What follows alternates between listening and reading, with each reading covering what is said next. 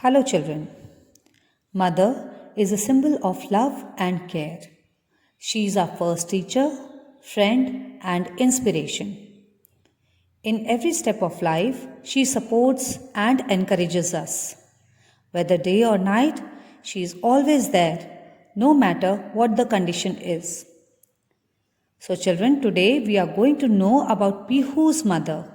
The name of the lesson is My Mother and I. Let's start the lesson. Hello, my name is Pihu and I am 7 years old. I live in Mumbai with my mother and younger sister. You can see them in this picture. That is my sister sitting with my mother holding her favorite doll. My mother's name is Pallavi. I call her Mummy. She is 36 years old. She has short black hair and brown eyes. My eyes are brown too. Mummy works very hard. She wakes up early in the morning to cook for us and gets ready for work.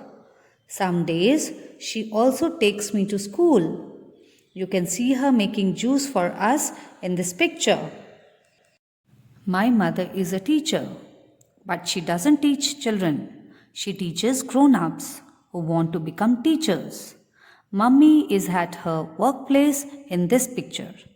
So Pihu's mother is not a normal teacher. She teaches grown-up children who want to become teachers.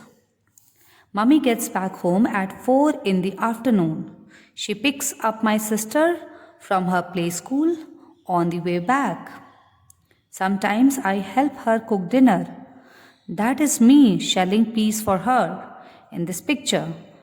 So children, in this picture you can see how Pihu is helping her mother in removing the shells of the peas. Let's carry on. In the evening, she helps me with my homework. She is helping me with maths here. I enjoy doing maths. So our mother helps us with our studies. We know that. Let's move on.